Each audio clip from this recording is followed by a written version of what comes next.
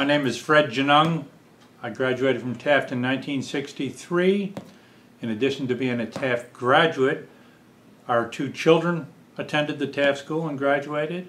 I served on the faculty from 1970 to 77, and I also served on the Board of Trustees in the 90s.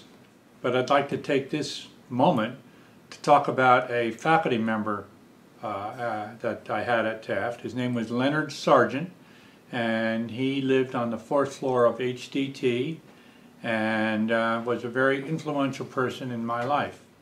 Between my sophomore and junior year, Mr. Sargent took 3 students and himself on a trip out west. He had an Airstream trailer, and every summer he would take a couple of students on these trips, and it was with Steve Walker, John Reynolds, and myself, and we traveled throughout the West and then circled around and came back through New Orleans and up the East Coast to Somerville, South Carolina, where Steve Walker lived. During that trip we fished and camped and hiked, and it was a very much of a learning experience for me, and I became very close to Mr. Sargent. The following year at the school, I used to spend a lot of time with Mr. Sargent, and he was also the varsity ice hockey coach and the tennis coach, and I was a hockey player and played on the hockey team with him. He really is the father of Taft hockey.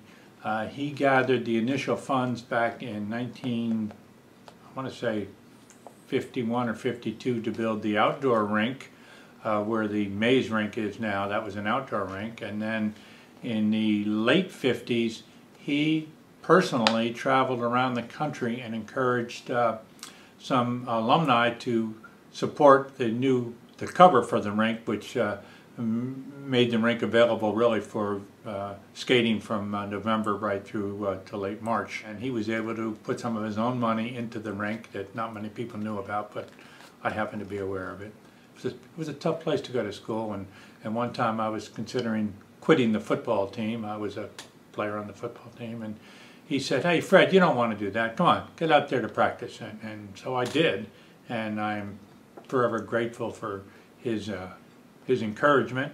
When I came back to Taft to serve on the faculty in 1970, it was just about his last year here, and he'd been a bachelor all these years, and then he went on and he married a widower, and he moved to Montana, where we'd spent time on our summer trip.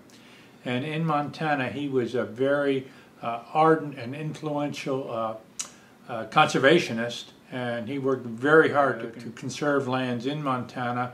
And in fact, he would go to Helena, Montana every winter for the state legislature. That was the capital. And he would go up there and take an apartment just to, on his own, lobby the legislatures for more laws with respect to conservation issues that were important to him. I'm not certain of this, but I think he left part of a large ranch out there, or at least he put a conservation easement on it. And then I saw him from time to time, every 3 or 4 years, he would come back to Taft, and in his later years, and although he did not go to the school, he'd graduated from gunnery, I know he made a 7-figure bequest in his own will to Taft, and I feel very significant about the kind of person that he was. So I'm going to end this right now with that little vignette about Len Sargent, but he was a great master here at the Taft School and influenced many, many young men at the time, and was also personally responsible for putting hockey on the map at the Taft School.